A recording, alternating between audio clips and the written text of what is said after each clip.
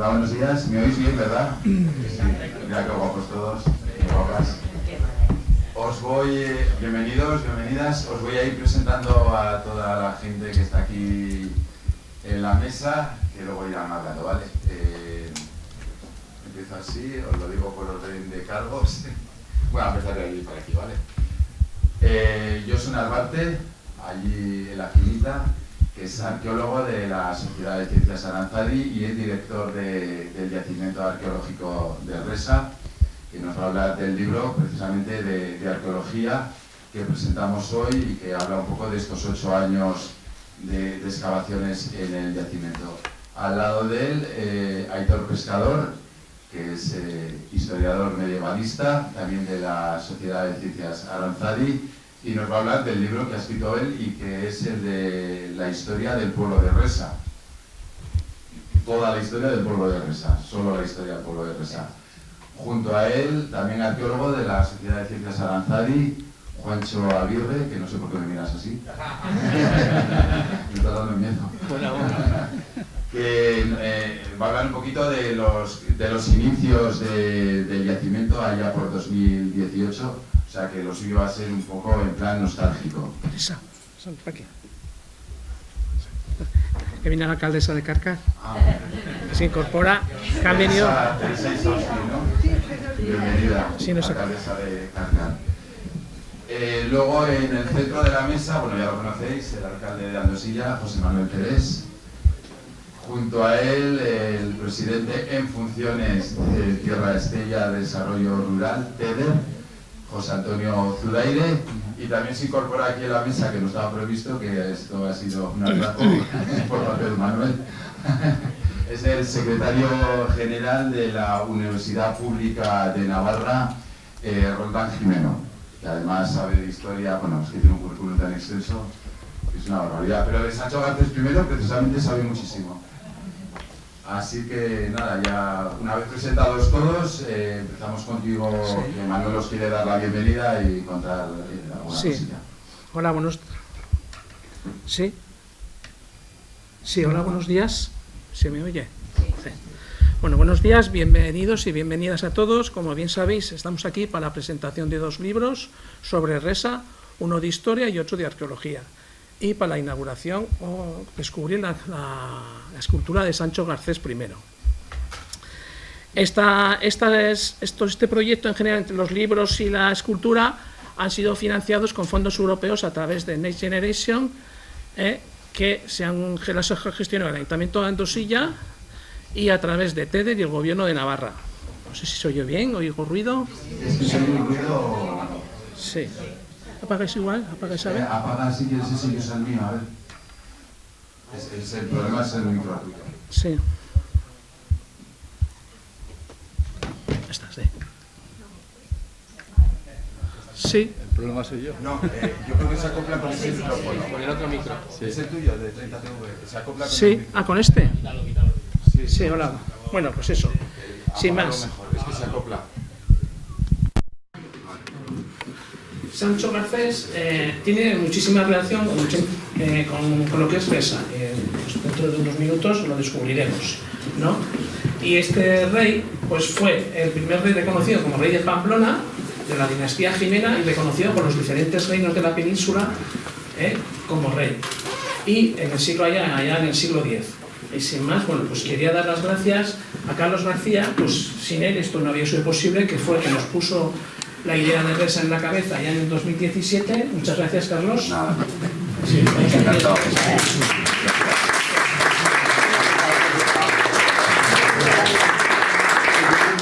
A Nuria Duarte, que en parte fue la concejala con la que trabajamos este tema y la que, bueno, pues estuvimos eligiendo varias empresas y nos decidimos por la Sociedad de Ciencias Aranzadi, que hoy en día pues están realizando un trabajo excepcional y está descubriendo muchas cosas y bueno, pues en coordinación con el Gobierno de Navarra, la verdad es que tiraremos para adelante, ¿no? Todos. Luego también a Joaquín III, a Alejandro, cuando se empezó todo este tema, y bueno, y al voluntariado que lo coordina Maricel Icarte, que es pues un poco la que decidimos, hablando con ella, se hizo cargo del voluntariado y bueno, pues dar gracias a todos, al voluntariado y a todas estas personas que nombro, porque bueno, sin ellos, por mucho que haga el ayuntamiento aquí estemos, si no están ellos, esto es imposible. Gracias a todos.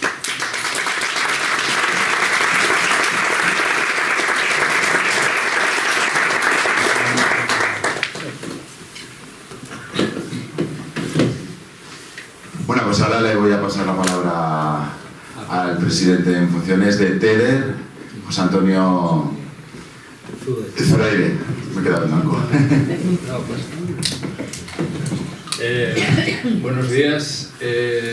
Agradezco al alcalde de Andosilla, José Manuel Teres, por su invitación a TEDER para participar en este evento de inauguración de la escultura de Sancho Garcés I, con ocasión de los 1100 años desde su muerte aquí en Resa, en Andosilla, y a la publicación de 2 libros sobre yacimientos arqueológicos, el yacimiento arqueológico de Resa y todos los trabajos arqueológicos que se han realizado hasta la fecha.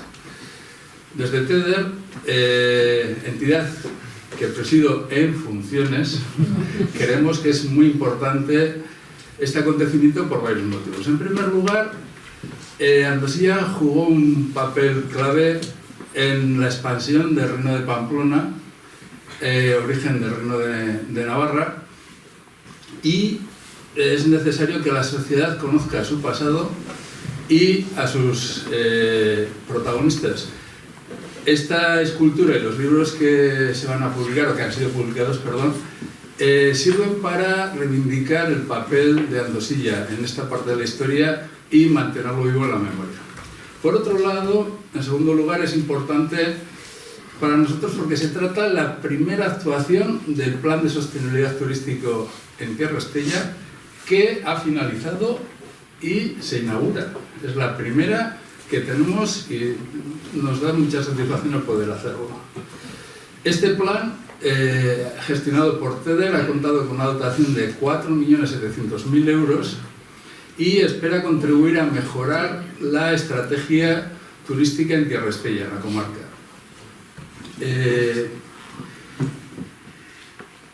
Vamos a decir también que hemos tenido varias dificultades.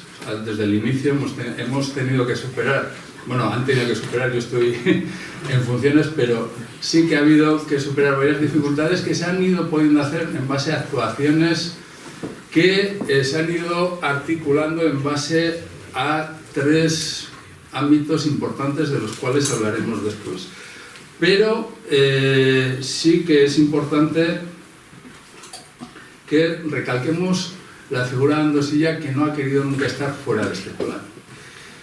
Tenemos 3 ámbitos en los que Andosilla puede ofrecer mucho y son el ámbito del turismo activo, cicloturismo, turismo de naturaleza, que todo el mundo que está aquí presente conocerá el embarcadero en Elega, en Andosilla, que pertenece precisamente a este tipo de actuaciones. El segundo ámbito es el turismo cultural, el turismo que hemos articulado en torno a un producto que se ha denominado Tierra Estella Medieval. Ahí, en Tierra Estella Medieval, precisamente tenemos esta inauguración enmarcada dentro de las actuaciones y lo que pretende es dar a conocer mejor todo el patrimonio histórico, artístico, arquitectónico que tiene Tierra Estella y con sus defensas, su arquitectura civil, su arquitectura religiosa, su Camino de Santiago, para que sea motor de atracción turística y además nos sirva para reconocer el papel fundamental que ha tenido Tierra Estella en la configuración del Reino de Navarra. Y en tercer ámbito tenemos la enogastronomía, en la que Andosilla ocupa un lugar importante, de ahí todas las empresas agroalimentarias que hay en la zona y el evento de Andosilla Gastronómica, que tiene una gran afluencia de turismo cada año. Es algo muy importante. Quiero felicitar a Andosilla por el éxito que ha tenido en este proyecto y en particular a su alcalde, a José Manuel, con el cual me toca estar a veces codo a codo en situaciones un poco durillas. José Manuel ha tenido claro desde el principio que Andosilla no tenía que estar fuera de este plan de sostenibilidad turístico en destino. Y ha realizado numerosas propuestas que a veces ha vuelto loco a nuestro querido gerente y al equipo técnico. Pero José Manuel, creemos, y yo lo tengo claro, que cree en el valor de la cooperación entre todas las entidades locales y todas las personas de la Merindad. Y es un ejemplo a la hora de proponer iniciativas y propuestas, y nos gustaría que ese ejemplo se expandiese, ya sé que te hago un poco la pelota, pero es verdad, que se expandiese en toda la Merindad.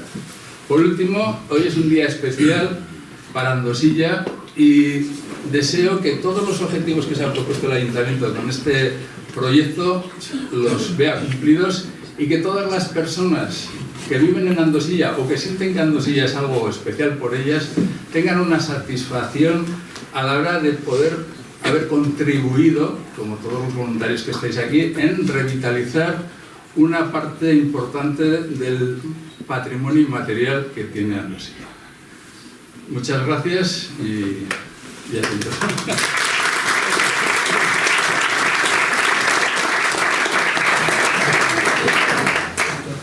Bueno, pues ahora le voy a dar la palabra a Roldán Jimeno. ¿Vale?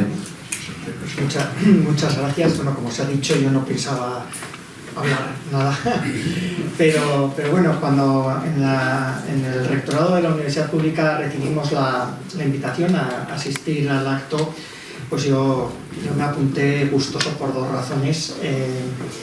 Primero, pues porque, bueno, pues las personas que han desarrollado esto, pues son viejas amigas y tengo aquí la mejor de mis consideraciones, pero también por algo que nos parecía importante. Nosotros somos la Universidad Pública de Navarra, como bien dice nuestro nombre, y bueno, pues desde luego que el proyecto que habéis desarrollado aquí, me sumo a las felicitaciones del Ayuntamiento, por supuesto, es un proyecto serio, un proyecto desarrollado desde un planteamiento académico, un proyecto en definitiva científico, que bueno, pues por supuesto tiene su parte lúdica, como hoy lo vamos a disfrutar, ¿verdad?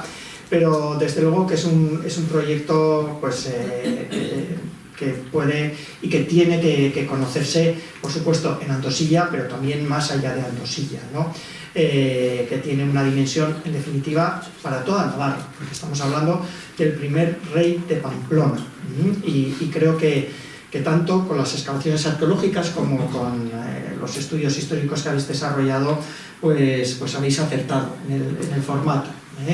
Desde luego que bueno, pues la gran fortuna que tienen los aniversarios es que sirven para dar un empujón importante a un estado de la cuestión, en este caso pues el que nos ocupa, ¿verdad? Sancho Garcés primero, y normalmente pues suelen ser o nacimientos o fallecimientos, ¿verdad? De los personajes históricos o acontecimientos en concreto relevantes, ¿no? Aquí se nos suman ambos, ¿no?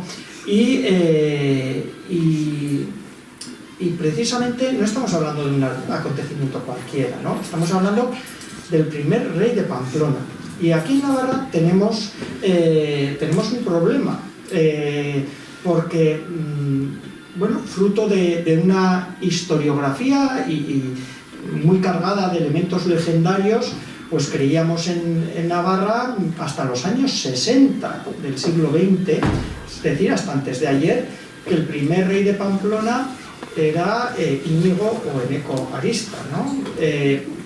Y fue José María Lacarra, un célebre medievalista de Estella, el que pues descubrió que el primer rey de Pamplona, antes de llamarse reino de Navarra, se llamaba reino de Pamplona, era Sancho Garcés I, es decir, es nuestro primer rey. Esto no le quita ningún mérito a Íñigo Arista, que fue pues un caudillo militar de primer orden importantísimo para la historia de Navarra, ¿no? Pero el primer rey fue Sancho Garcés, y además un rey que precisamente para esta tierra que estamos ahora, ¿no? Para toda la ribera estellesa, fue el rey que expandió el reino de Pamplona aquí, ¿no? Entonces, por supuesto que para Andosilla es importantísimo, sin duda, no solo para Andosilla, como digo, reitero, para toda la Ribera Estellesa, pero también para el conjunto de Navarra, sin duda, ¿no? Y realmente todavía en Navarra cuesta y mucho el hecho de hacer pedagogía en torno a Sancho Garcés I, ¿no? Recuerdo, y aquí está el hijo de Alberto Cañada, la nuera, que en el año 2005, en este caso, en una coyuntura relativamente parecida a esta, nadie se acordaba de Sancho Garcés, ¿no? En este caso con el nacimiento, ¿no? Y bueno, pues Alberto Cañada, que bueno, pues fue el historiador que de largo más ha investigado sobre Sancho Garcés I, con libros, con artículos, con todo, ¿no? Pues yo coincidí con él en aquella época en la Junta del Ateneo Navarro y digo, pues si nadie está haciendo absolutamente nada, bueno, y organizamos 2 jornadas, pero luego se acabó aquello y nadie, ¿no? Entonces, realmente yo creo que por un lado, ya que ha venido la delegación, importante, por un lado en la antigua Vasconsa, actual Rocaforte, que anteriormente Sangüesa la Vieja, lugar de nacimiento, que se han venido, no sé si estáis hermanados de verdad o es un hermanamiento simbólico, pero allá en el fondo está la piedra angular del movimiento reivindicador de Sancho Garcés I en Rocaforte y por tanto en Sangüesa, pues ya organizaron unas jornadas, han hecho una asociación, se han movido, también lo han hecho en Monjardín, lugar donde pues se reivindica de este Monjardín que está ahí enterrado en San Esteban. Ahí tenéis pues, una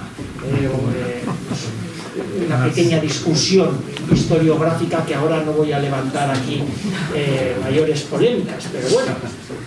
Pero desde luego, y luego estáis vosotros, ¿no? Y ya acabo.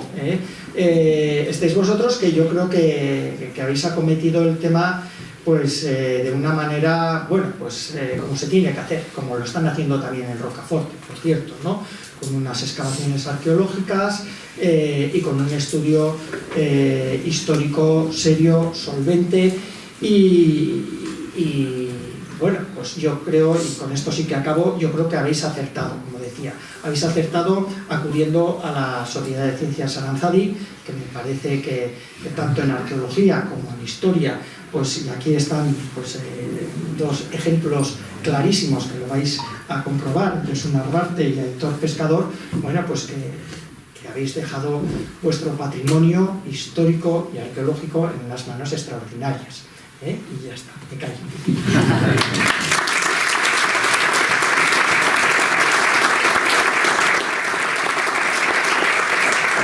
Bueno, pues le voy a dar paso a Juancho Aguirre para que nos hable un poquito de los inicios del yacimiento arqueológico allá por finales de 2017 cuando hablamos y luego los empezamos en 2018. Antes de darte paso, que también quería en el apartado de agradecimientos incluir a Manex. Hola. Manex Arrestoa, que también es arqueólogo, junto con Josu, los dos llevan el yacimiento arqueológico. Así le damos un aplauso a Manex.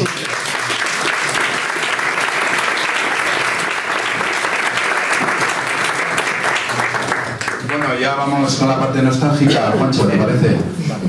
¿Tienes micro? Bueno, que te acerque. Apago este, ¿vale? Sí. Bueno, buenos días. Lo que no se conoce no existe. Y nosotros, cuando recibimos la llamada de Andosilla, pues de Andosilla era un punto en un mapa. O sea, no había estado nunca y después de ese punto pues hay mucha gente, hay muchas caras y muchas vivencias. Pero también era súper desconocido Resa.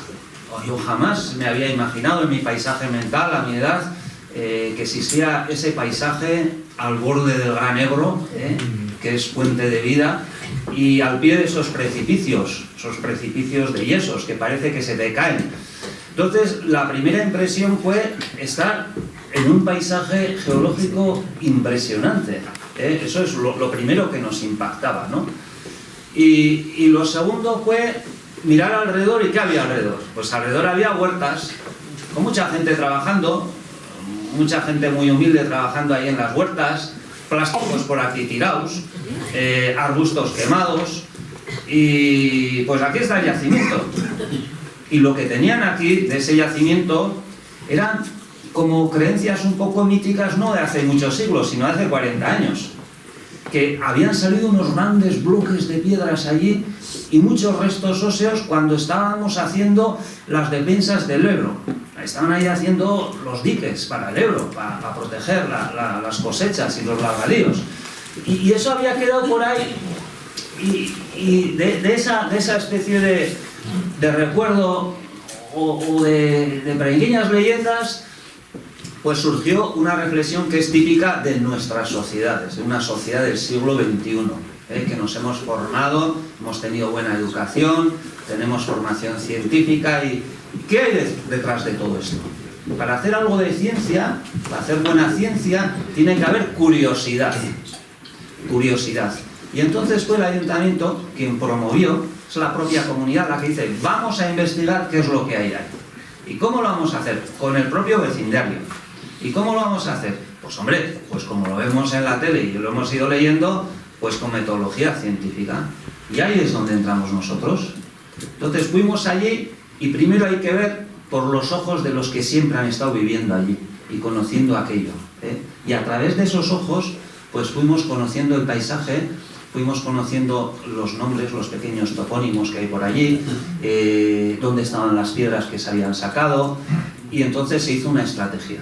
Y para esa estrategia, como no hay nadie que sepa todo, pues nos hacía falta un buen documentalista, Aitor Pescador, que ya lleva con nosotros muchos años, que se ha metido a mirar todo lo publicado y todos los documentos escritos, a verlos con espíritu crítico. ¿Qué pasa con Resa? ¿Y qué pasa con Sancho Garcés primero?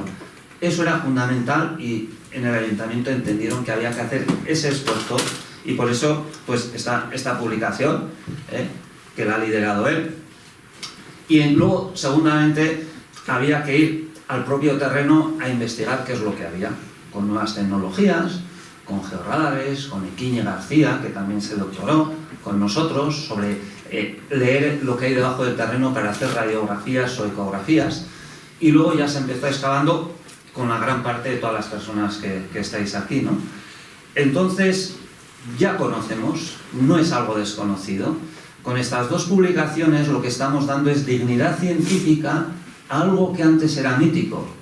Y además hay varios artículos publicados.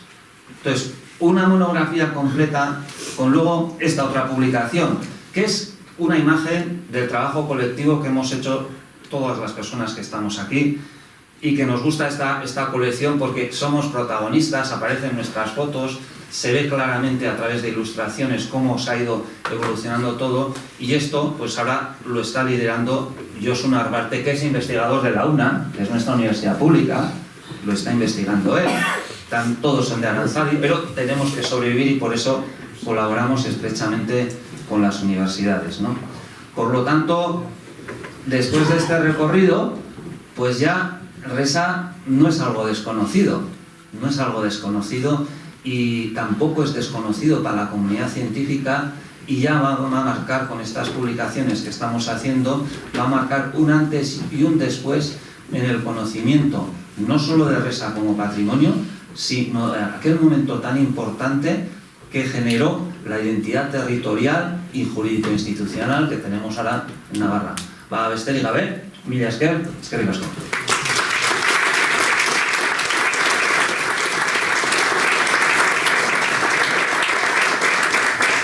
Gracias, Juancho.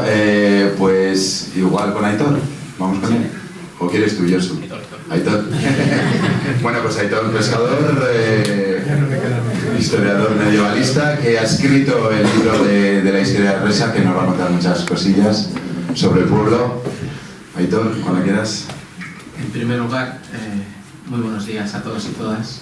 Muchísimas gracias por acudir. Para mí, aunque suene muy borbónico, es un orgullo estar aquí. De verdad que Roldán me conoce de hace muchos años y sabe que mi alma mater dentro de la investigación histórica es la Alta Edad Media. Así que cuando se me ofreció la posibilidad de trabajar en un mundo complicado, porque sabemos los que lo trabajamos que es muy difícil porque hay muy poca documentación, está muy manipulada, muy mal conservada en muchos casos, eso provoca evidentemente dificultad a la hora de generar líneas temporales, de la interpretación de los documentos, hay que hacer mucho contraste con otras referencias históricas o historiográficas, entonces es difícil, pero yo sobre todo de inicio quisiera agradecer a toda la gente que ha participado. Evidentemente pongo los primeros a los voluntarias y voluntarios porque son la gente que ha estado en el barro, ¿no? Que es trabajando ahí y sacando adelante la excavación arqueológica, y a partir de ahí evidentemente al Ayuntamiento de Andosilla. Con ayuntamientos así da gusto trabajar porque se implican, quieren, tienen un concepto del patrimonio histórico con una conciencia muy profunda, y eso permite dar una sustentación a unos trabajos científicos y técnicos que requieren evidentemente una financiación.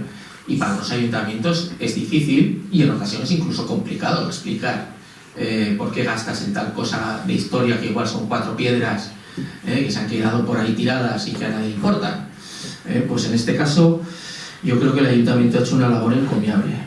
Y luego evidentemente a la Dirección de Cultura del Gobierno de Navarra y en especial a Carlos, porque Carlos fue el que me lió con todo. Nos conocimos ya hace unos años también, y fue el que, lanzado como una moto, pues empezó a buscar, a rebuscar, a contactar, había también al ayuntamiento, y buena parte de todo lo que está sucediendo a día de hoy pues es culpa de él, así que las reclamaciones ya sabéis a quién tenéis que dirigirlas. Bien, en cuanto a la historia, a ver, la historia es una cuestión muy interesante desde la perspectiva de quien la trabaja a quien luego la recibe.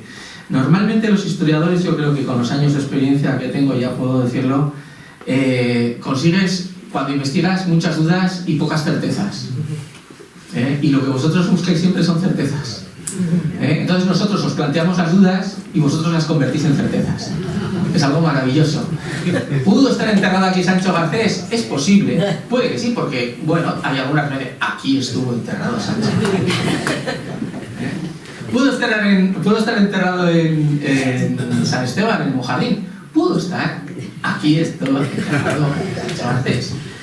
Bien, es cierto que no tenemos la fortuna de que sea un monarca de las dinastías francesas, porque entonces tendríamos menos problema, porque ellos se desmembraban, dejaban el corazón en un sitio, las vísceras en otro, entonces ahí la discusión pues es menos problemática.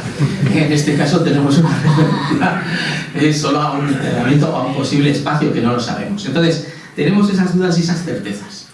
Certezas poquísimas, la que nos puede dar algún documento de decir, tenemos un documento original y auténtico de un determinado año, de 1950, en el que se nos dice que en Enresa se celebraba el aniversario por el fallecimiento de Sancho Garcés I. Eso sí lo tenemos constatado porque es un documento original y auténtico que se conserva. Por lo tanto, la familia real pamplonesa bajaba a Resa a celebrar la memoria del primer soberano. Un primer soberano referencial, como ha dicho Roldán. Un primer soberano que es el generador de ese reino de Pamplona alto medieval que va a iniciar una expansión hacia estas tierras precisamente. Entonces, es difícil decir dónde está. A veces Carlos me preguntaba, ¿cómo es posible que no tengamos las tumbas de los reyes? Tantas cosas faltan, tantas hemos perdido, pero bueno, en sí, dentro de esa historia de Sancho Garcés, y estoy entremezclando un poco la historia con lo que es la referencia histórica, lo que me sirve a mí hablar de Sancho Garcés y revitalizar a Sancho Garcés, como ha dicho Roldán, es precisamente esa idea de generar una cohesión referencial entre la gente de Navarra. Es decir, aunque sean reyes, puede ser un poco contradictorio, puede haber aquí mucha gente republicana, de izquierdas y tal, pero recordar a un rey del siglo X no es ser monárquico, es simplemente tener una referencia histórica, un elemento que cohesiona una identidad. Un elemento que permite identificarse a un colectivo, y en este caso Sancho Garcés permite eso a través de la historia, esa referencia en los pueblos. Hoy en esta reunión hay gente de Larumbe, hay gente de Rocaforte, hay gente de Andosilla, hay gente de Caracas. Eso es lo que hace la historia. Cuando la trabajamos bien, desde el ámbito académico-científico, y luego la divulgamos bien, que a día de hoy también es un elemento esencial, porque a la gente, el problema que tendríamos es que si cada vez que he venido yo a daros una charla o ha venido Josu, ellos empezamos, yo sé mogollón de historia y os vais a quedar flipados, ellos empiezan a meter una barrila de 2 horas y media donde os dormís, al final acabáis despreciando la historia. Entonces, nuestra otra labor, que es ciertamente complicada, es comunicaros lo que hemos encontrado y explicaroslo de forma que lo podéis entender y os pueda hacer ilusión tenerlo. Entonces, esa cohesión la hemos conseguido. Vosotros sois y vosotras los testigos de esta referencialidad. Y eso es importantísimo, porque así es como recuperamos patrimonio de verdad. Ojo, y lo defendemos, porque un día se morirá Juancho, pero la excavación seguirá.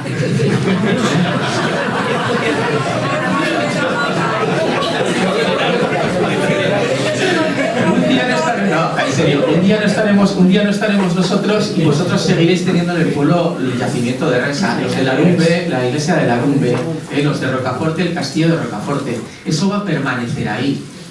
Nosotros ya hemos hecho nuestra labor, la vuestra es mantenerlo, porque es nuestra responsabilidad. A partir de ahora, y la habéis asumido con alegría y con gusto, y eso es maravilloso. Pero para eso hay que hacer un trabajo. No podemos hacer como se hacía antiguamente en las primeras excavaciones, estoy hablando del siglo pasado, ¿vale? En las que trabajé yo, en la que todo era como una especie de coto cerrado donde no se aproximaba la gente porque eso solo era para los arqueólogos y para los técnicos. Señora, no moleste, no le voy a contar lo que estoy haciendo. Ha cambiado profundamente. Aranzadi desde hace muchos años ha cambiado esa tecnología, ese modelo de comunicar y ese modelo de transmitir. Y precisamente la ayuda de la gente en las excavaciones es una vía para poder impregnarse de esa historia y defenderla cuando no esté Pancho o no esté yo, no estemos ninguno de nosotros, porque eso se va a permanecer ahí. En cuanto a Resa, Resa es una maravilla, es una gozada. O sea, Resa no ha dado por lo menos más que a nivel documental alegrías. La teníamos constatada ya desde hacía tiempo por los trabajos de Alberto Cañada o por los trabajos de Antonio Ubieto, referenciada como una villa alto medieval de gran importancia para esa primera fase expansiva del reino de Pamplona, potenti vicu, dice un documento, es decir, es una villa grande, grande. Además, los documentos que se conservan demuestran que tiene un espacio agrícola muy potente. Está a 5 kilómetros de Calahorra, está en la visual de Calahorra. Calahorra en esos momentos es territorio musulmán. Resa es el faro que observa, es la torre de Mordor que está controlando con su ojo Calahorra. Esa percepción es importantísima. Por eso es también una tenecia, es un espacio militarizado con poblamiento. Por lo tanto, tenemos documentación muy interesante en torno a esa población. Sí es cierto que con el paso del tiempo, y uno lo ve en la documentación, se da cuenta de que esa Resa, que de inicio es un espacio privilegiado a nivel de producción agrícola y militar, va decayendo en contra de otras poblaciones que están en zonas más cómodas. No tanto a nivel de cuestión de estratégica, sino a cuestión de que Resa está en un cortado.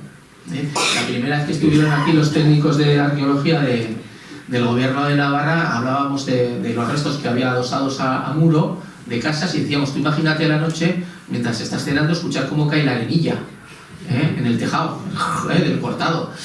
Un poquito asustada. Y tenemos constancia además de que en un momento dado, por un documento, se dice que parte de la peña se cayó encima de las casas del pueblo.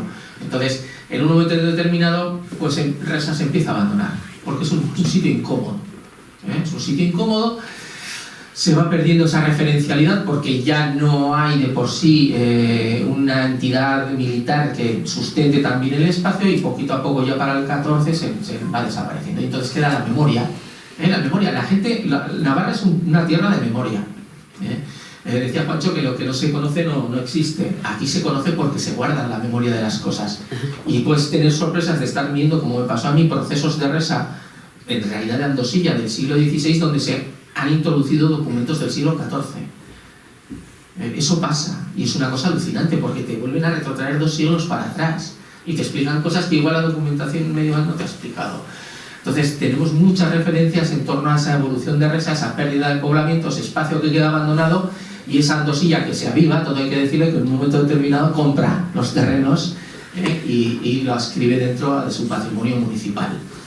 Luego Resa tiene una historia interna que es la que entre Josu y yo Lo bonito de la arqueología y de la historia documental es que vamos uniendo las piezas del puzzle. No siempre encajan, y en ocasiones incluso las piezas se contradicen, pero en ocasiones encajan, y cuando encajan es una gozada, porque son puzzles difíciles de generar. Y en este caso Resa nos ha ido dando algunas piezas que nos han encajado perfectamente y otras que nos han hecho evolucionar.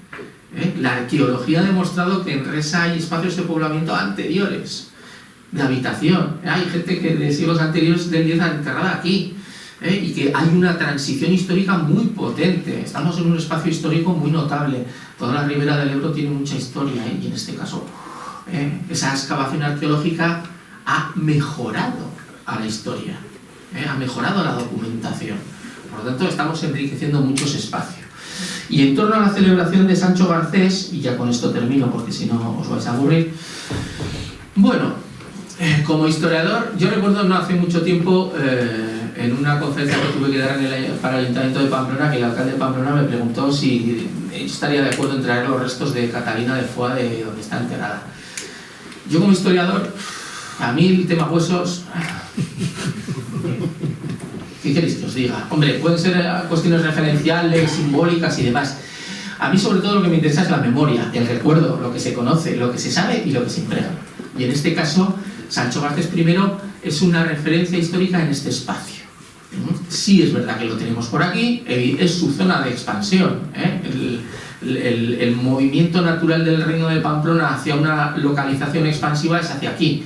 De momento Tudela, por ejemplo, era intocable, eso no se podía ni tocar, muchísimo menos Zaragoza. Entonces la salida natural del Reino de Pamplona es hacia este espacio coaligado con el Reino de León, ir ganando estas tierras. Entonces es un elemento referencial del reinado de Sancho Garcés. Toda esta tierra es un elemento referencial de ese reinado.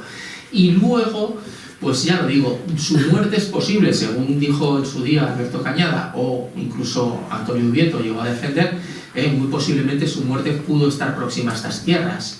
Que se celebraba el aniversario en Santa Eulalia de Mérida desde diciembre, eso está constatado. ¿Que lo enterraron aquí? No sabemos. ¿Pudo estar enterrado? Pues pudo estar. ¿Pudo no estarlo? Pudo no estarlo. No podemos certificar cosas de las que no tenemos constancia plena. Pero sí es verdad de la actividad y la presencia de Sancho Garcés en estas tierras, y que por lo tanto es un ámbito referencial para él. Ya digo que para él va a ser, la zona de Resa va a ser el loteadero de Calahorra. Una Calahorra a veces musulmana, a veces cristiana, pero que es siempre un elemento, una población muy importante a tener en cuenta. Resa, según algunos autores, es la segunda población en número de habitantes después de Calahorra, en ese periodo, en el siglo XI, siglo XII. Así lo dicen en una tesis doctoral. O sea que esa es la referencia que debéis de tener. Es un espacio de poblamiento muy potente, con un cementerio muy grande para lo que es ese periodo.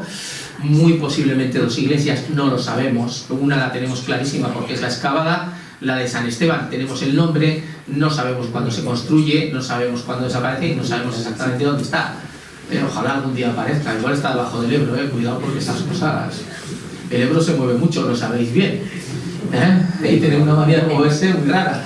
Y entonces pues a veces quedan restos arqueológicos debajo de esos espacios. Pero bueno, todo eso es referencia, todo eso es historia, todo eso es identidad, todo eso es cohesión referencial de las poblaciones. Así que lo que se ha hecho aquí es un trabajo de patrimonio esencial para poder mantener la historia de Navarra. Siempre somos lo que hemos sido y seremos lo que vamos a ser a posteriori, pero conociendo lo que hemos sido.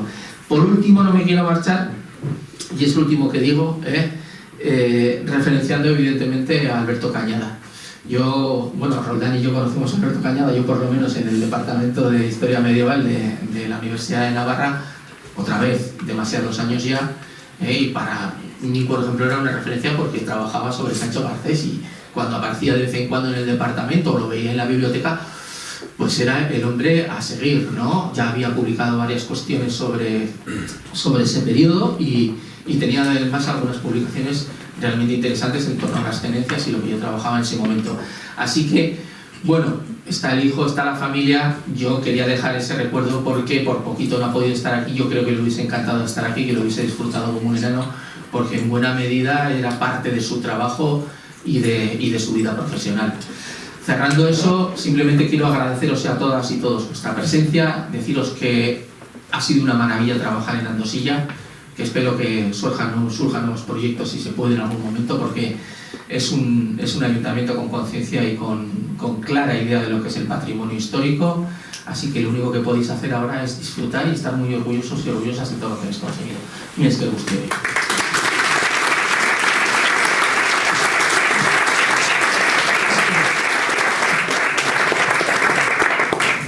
Pues Josu ahora nos va a hablar del segundo libro que presentamos hoy y que recoge los trabajos arqueológicos realizados en Resa desde 2018 hasta la actualidad y luego, no sé, igual las perspectivas de futuro del yacimiento, ¿no?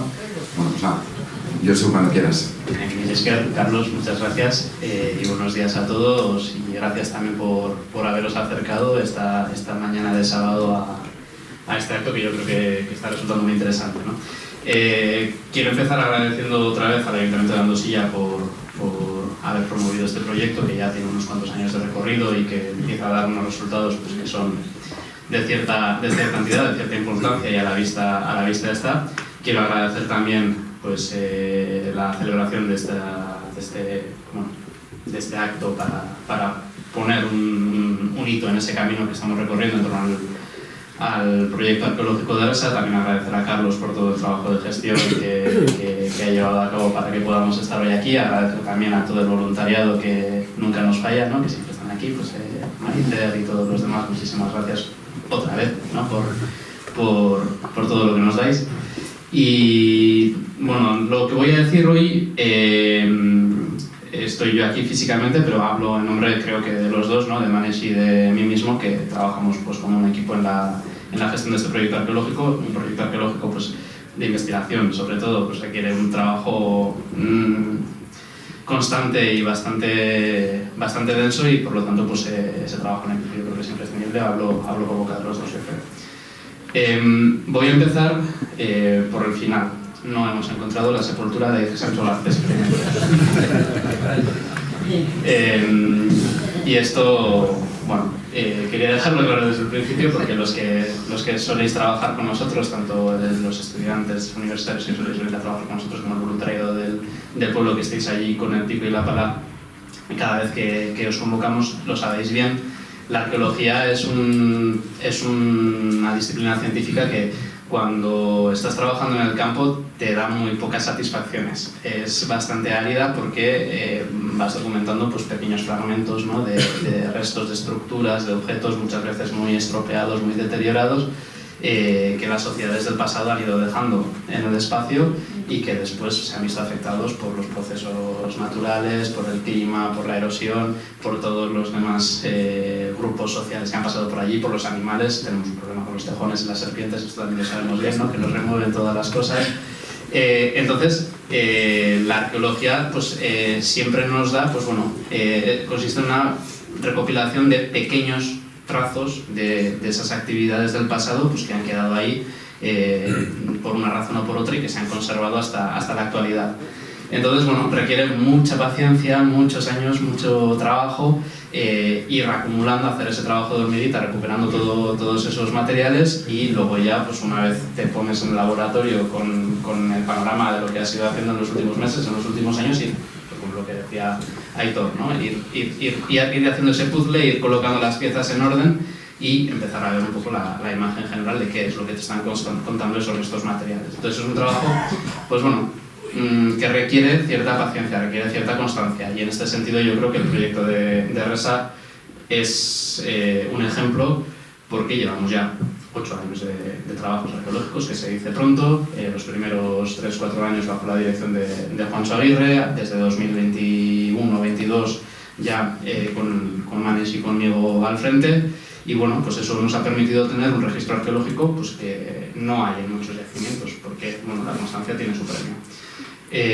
No tengo tiempo, por supuesto, para explicaros en detalle todos los elementos que hemos podido recuperar. Para eso está la publicación, quien tenga interés pues encontrará toda la información allí. Pero sí que me gustaría pues, bueno, mencionar por lo menos algunos de los elementos más importantes, ¿no? El elemento más importante es el que tenemos en la portada, ¿no? Que es ese complejo medieval, que ya sabemos seguro que es medieval y que está compuesto por varios edificios, varias estructuras, entre las cuales destaca este edificio central que veis aquí, que hoy en día ya podemos asegurar, después de varios años de excavaciones, que es una iglesia medieval, una iglesia que está construida con materiales sacados del propio contexto de Resa, de esos cortados de yeso que mencionaba Juancho en su intervención. Es una iglesia pues bastante humilde, pero que tiene una cierta entidad, porque está colocada en un punto muy prominente, se ve desde el paisaje del entorno, tiene cierta visibilidad y pues, tenemos que pensar además que las dimensiones que tiene eran bastante considerables para la época en la que fue construida. Tiene unos 25 metros de largo por casi 8 de ancho, y teniendo en cuenta que la iglesia tiene 1000 años de historia, pues no es una cosa menor. Hemos podido documentar en detalle la planta. Sabemos que tiene una planta basilical, pues como es habitual en las iglesias prerrománicas del siglo X, del siglo XI, en todo el Valle del Ebro y en el Pirineo, pero tiene una particularidad, y es que esa planta de nave única está partida. Tiene un espacio, una pared medianera, que marca una separación entre el espacio en el que estarían los fieles y el espacio en el que estaría el clero. Y eso ya nos da una pista de que es una iglesia de rito mozárabe, es decir, anterior a la introducción de la reforma gregoriana en el siglo XI. Por lo tanto, pues ya tenemos una pista, es una iglesia de cierta antigüedad, y además que está utilizando una liturgia, cuando fue construida por lo menos, estaba utilizando una liturgia pues que era heredera de un cristianismo muy antiguo, del cristianismo inicial, podríamos decir, ¿no? Tiene una serie de reformas, fue mantenida desde que se construyó pues de manera bastante constante. Sabemos que se construyó en torno al siglo X y estuvo en uso hasta el XII o hasta el XIII aproximadamente, y fue mantenida de manera constante en esos siglos, con lo cual tenemos que pensar que en todo el periodo en el que Resa fue pues ese potentivito que mencionaba Aitor, esa villa de frontera que guardaba la frontera del Ebro del Reino de Pamplona, pues la iglesia estuvo en uso y además fue mantenida de manera regular. Además, tenemos un documento muy interesante, y no quiero entrar en el chasco de Aitor, pero creo que es importante mencionarlo, un documento del siglo XI, de finales del siglo XI, en el que Sancho Garcés IV, Sancho el de Peñalén, dona una iglesia de Santa María de Resa en el monasterio de San Millán de la Cogolla. Con lo cual, pues tenemos evidencia documental también que podemos asociar a los restos que hemos excavado, ¿no? Podríamos, hipotéticamente, identificar esta iglesia como esa Santa María de Resa, porque, entre otras cosas, se dice en ese documento de 1071 que la iglesia de Santa María de Resa tenía una serie de propiedades que le generaban rentas y que por lo tanto le permitían mantener un cura, le permitían mantener un poco el culto, ¿no? Entre esas propiedades se mencionan viñedos. Y esto enlaza también con el segundo elemento arqueológico que hemos encontrado en este espacio, que es este otro edificio que veis al sur de la iglesia, que fue excavado en el año 2018. De hecho, corrígeme Juancho, creo que fue el primer elemento excavado en este sector, ¿verdad?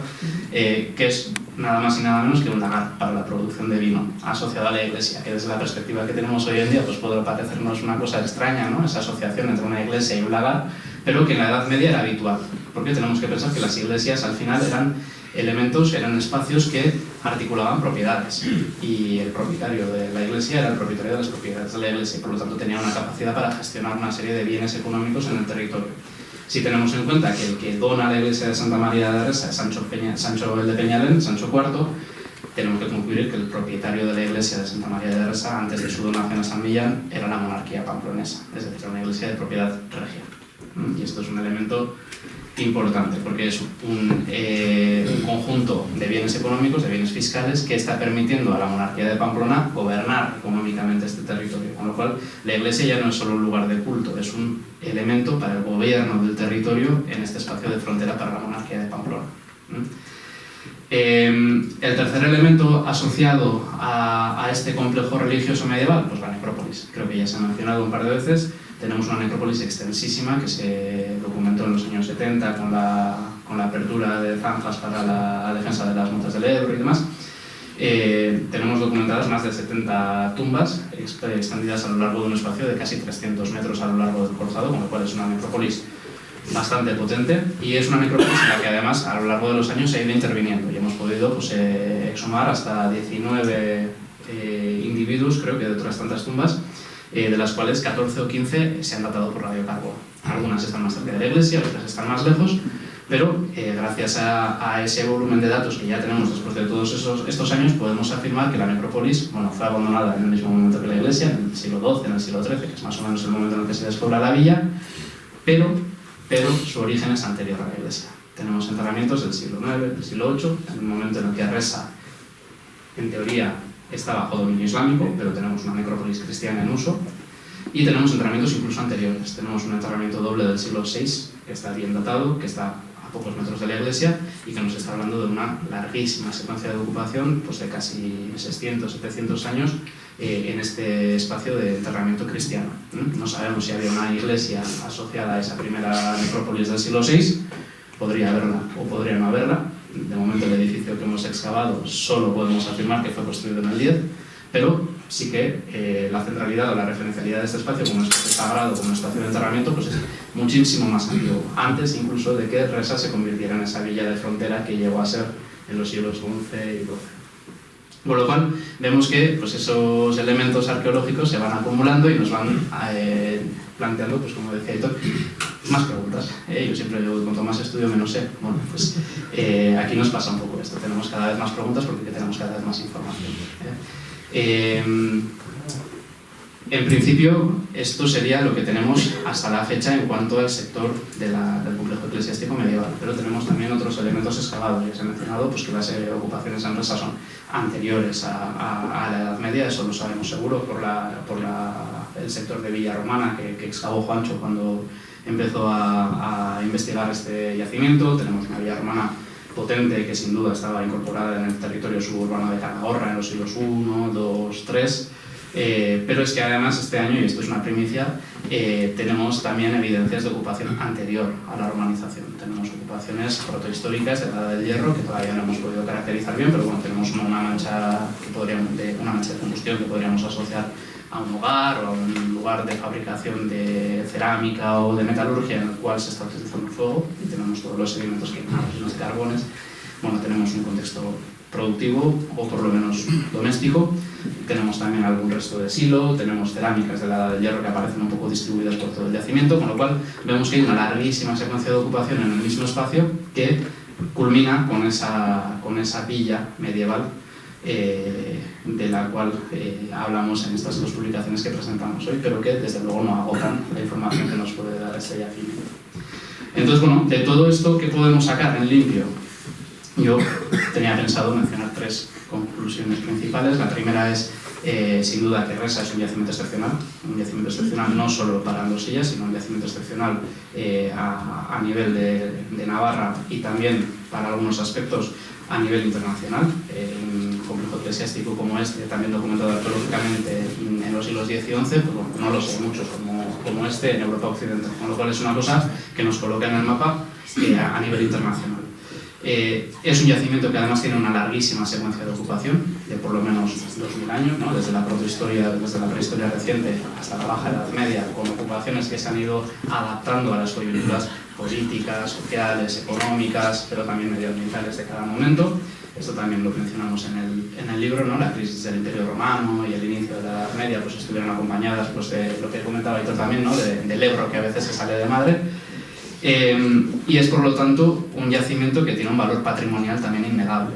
Es un paisaje, como ya ha dicho Juancho también, espectacular, que tiene unos valores geológicos, de biodiversidad indudables, pero también hay unos elementos de patrimonio cultural que están insertos dentro de ese paisaje que tienen un enorme valor cultural. Y eso pues, abre una serie de posibilidades desde el punto de vista de la didáctica, de la historia, de la geografía, de la valorización patrimonial, pues que bueno, que no hemos empezado más que a vislumbrar de momento, ¿no? Para terminar, la presentación de estos libros, este hito que marcamos aquí, no marca el final del proyecto arqueológico de Ressa, creo que Manuel también ya lo ha dicho. Desde luego ideas tenemos para seguir trabajando aquí, esto los voluntarios que trabajáis con nosotros lo sabéis bien, tenemos muchísimas preguntas abiertas relacionadas con la necrópolis, cómo vivían estas personas, qué alimentación tenían, qué características tenían una esperanza más alta, más baja, de qué se alimentaban, dónde vivían, porque tenemos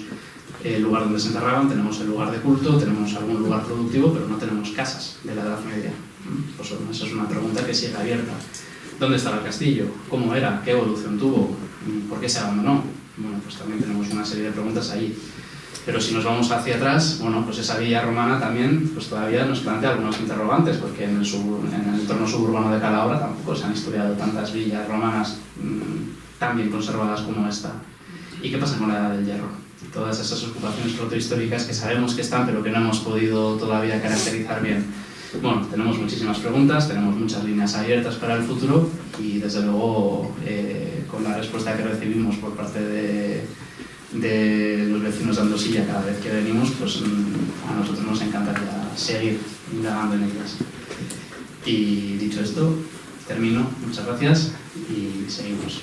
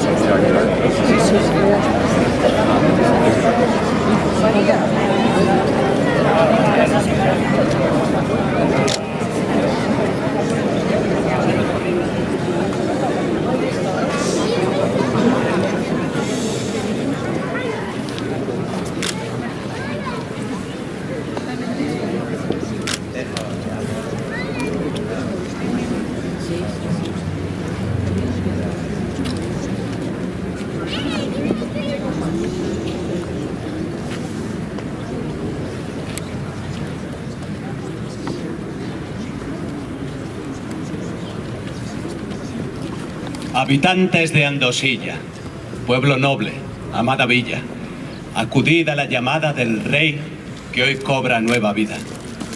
Os hablas Ximeno Garcés, por Sancho regente del reino, en nombre de vuestro hijo, el infante don García, que heredará vuestro reino, y junto a vuestra esposa toda, os damos reconocimiento. Hermano Sancho, aún recuerdo nuestra infancia en Vascunsa. Tú y yo éramos tan pequeños. En las cercanías de Sangüesa, cerca de los Pirineos. La vida junto a nuestros padres, nuestras risas, nuestros juegos. Nuestra madre, Dadaldis de Pallars.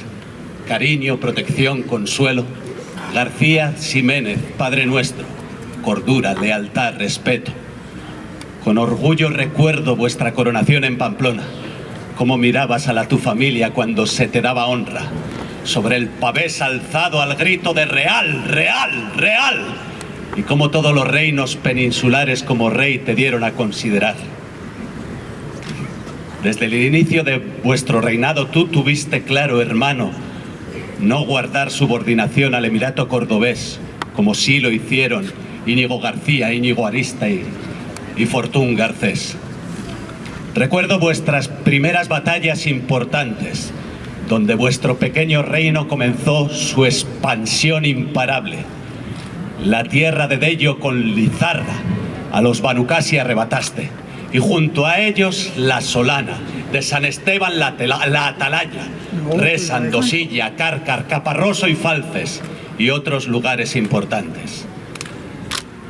Recuerdo, hermano, vuestra primera batalla importante, donde vuestro pequeño reino comenzó su expansión imparable. Y recuerdo la conquista de Nájera, momento crucial de la repoblación cristiana.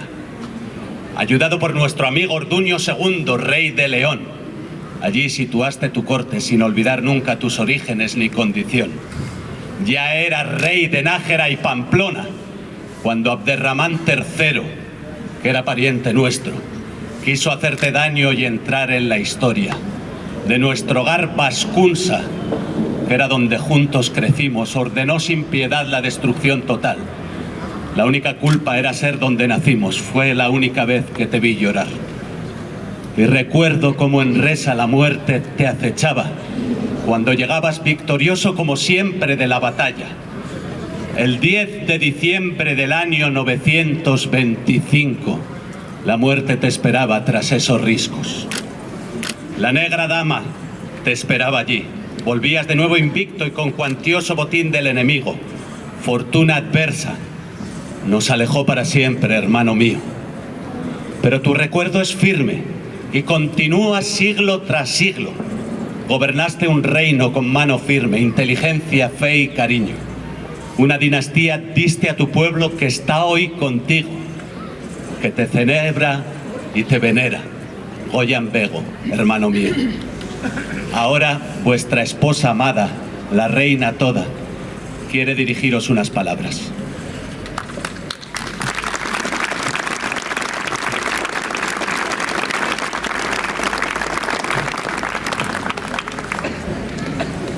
Señor mío, esposo amado, quiero agradeceros que me dejaréis compartir mi vida a vuestro lado. Cuidaré de nuestros hijos hasta que volvamos a encontrarnos. Honraremos tu memoria y García, nuestro heredero, protegerá tu legado. Será un buen hijo y un buen rey. Cuidará de tu memoria y te será siempre fiel. Amor mío, más pronto que tarde volveremos a vernos. En la iglesia de Resa, lugar donde partiste, nos hallaremos. Maitasuna, bihotzaren negarra. Ez da hitzik behar. Biok elkarrekin ez dugu ezer gehiago behar. Amor mío, el grito del corazón no necesita hablar. Tú y yo, los dos juntos, no necesitamos más.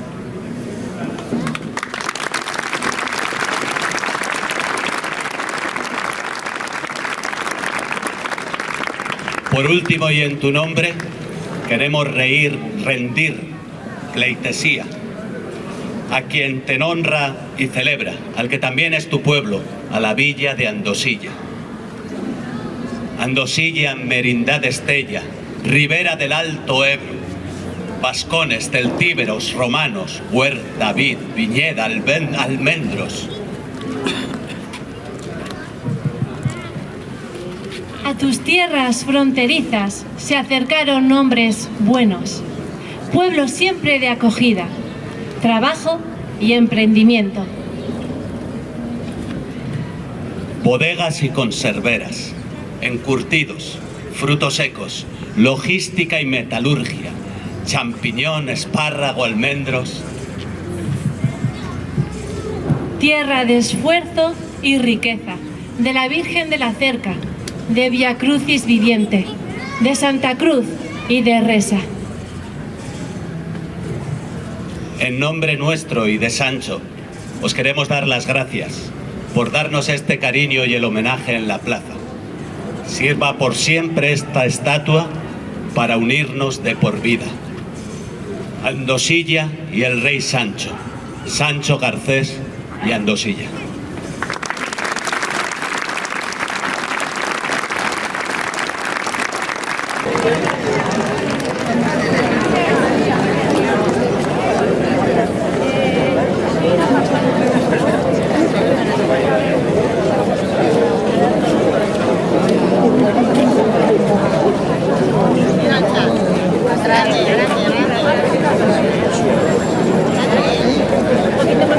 Gracias.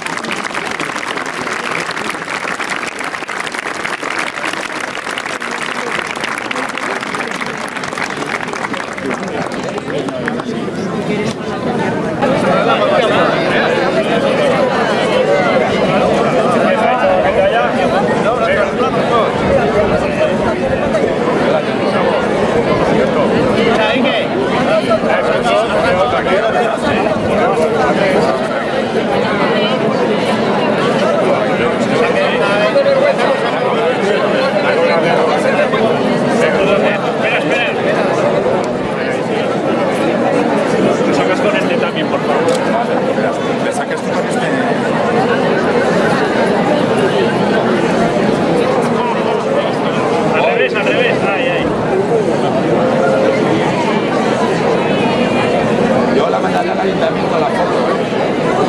Muy bien, gracias. Luego empiezan por esas cosas. Si te aparece.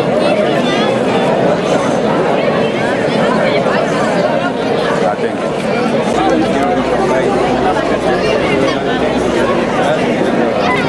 Vale, la muestra ya. Mira,